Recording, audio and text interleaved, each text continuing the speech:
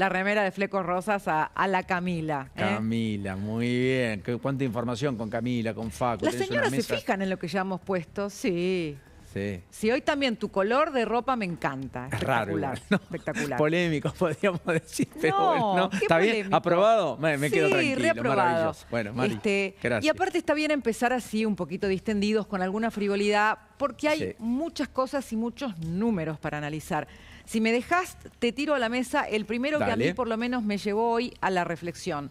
¿Sabés que a principio de este año, mes de febrero aproximadamente, Alejandro Katterberg hizo un estudio al que quizás pocos le prestaron demasiada atención, pero yo lo guardé, dije, esto me va a servir para dentro de 1 o 2 meses. Y fue así, porque el estudio se llama Los argentinos frente al endeudamiento.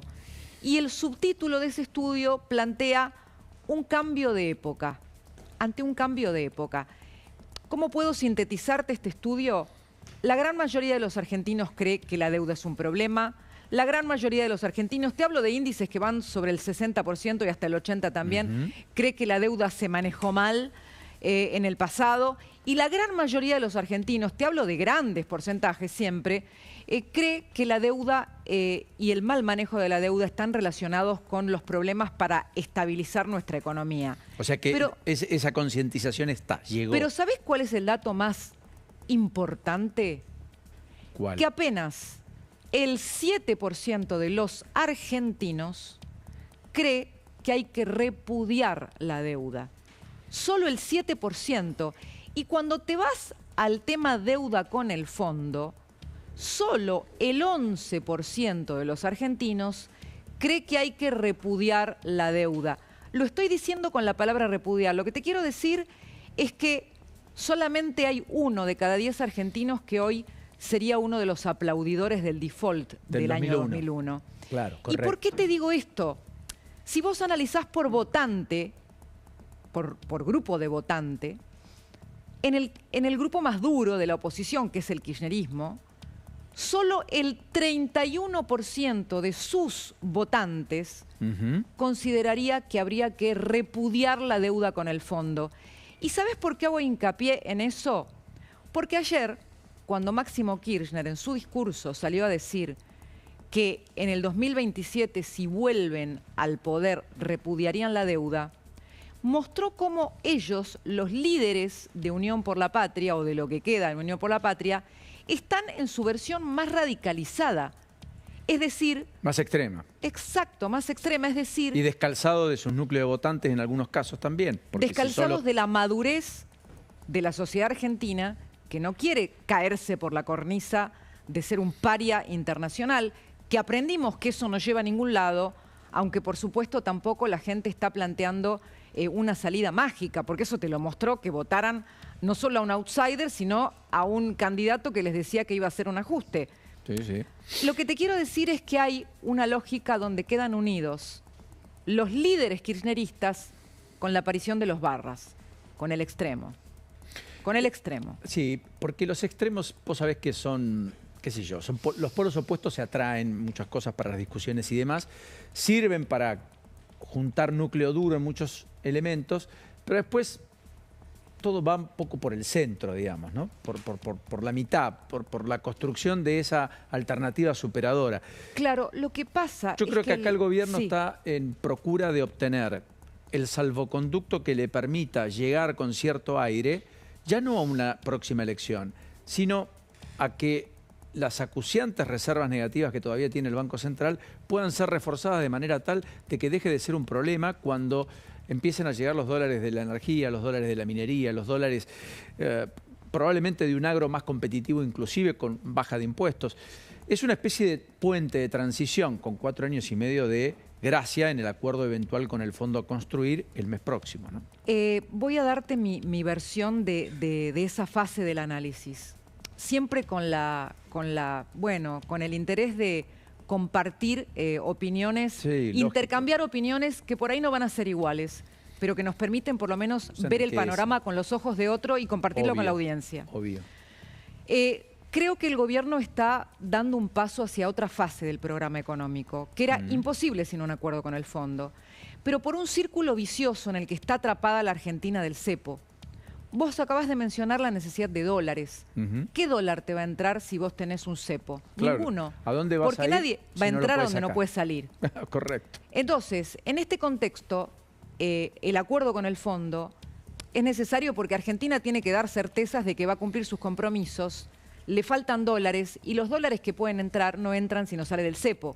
Entonces el gobierno tiene que plantear, sí o sí, para lograr ese despegue de la economía que quiere el presidente, que cuando dice cuál es su expertise, dice que su expertise es el crecimiento de la economía. ¿Con dinero o sin dinero? Exacto, bueno, Muy bien.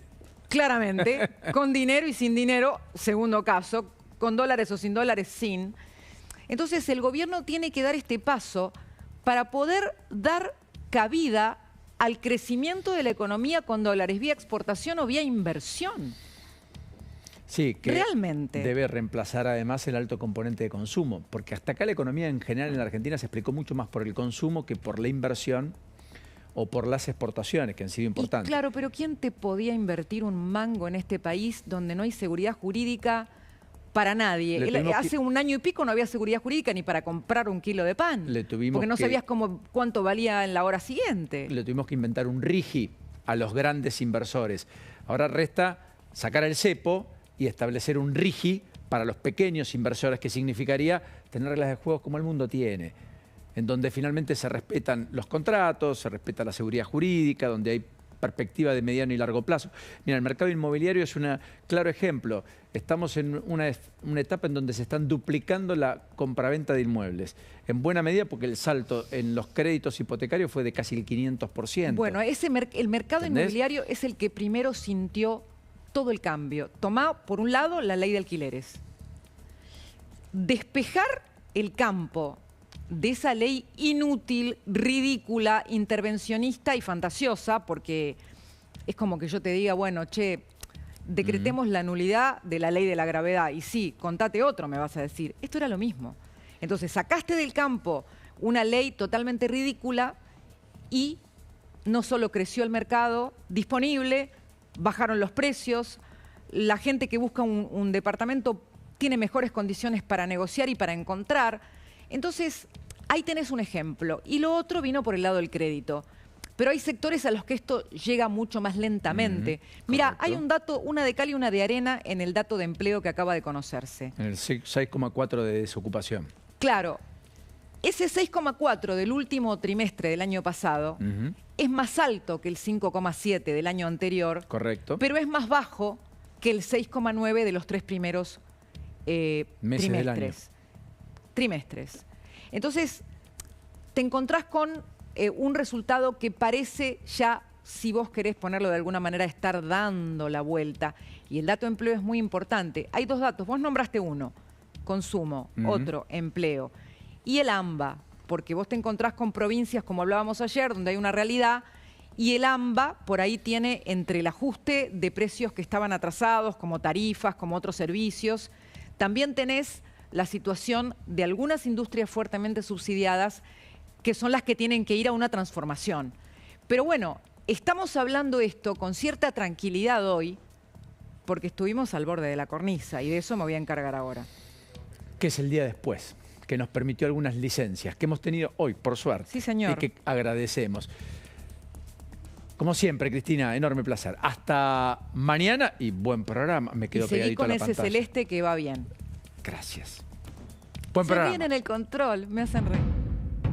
Un asesino que termina condenado a perpetua por el femicidio de Catalina. Catalina era luz, realmente quería a sus amigos y lo quería particularmente a Néstor. Cuando lo vi declarar a él con esa frialdad, vos decís, qué bárbaro, qué mente siniestra y qué persona tan oscura. Nos queremos solidarizar con los periodistas Martín González, cronista de TN, y con Carla Ricciotti, de La Nación Más, que fueron agredidos por algunos inadaptados sociales que concurrieron a la marcha. En la provincia estaba todo dado para en la Cámara de Diputados finalmente haya sesión y se suspendan las PASO. Sin embargo, eso no sucedió.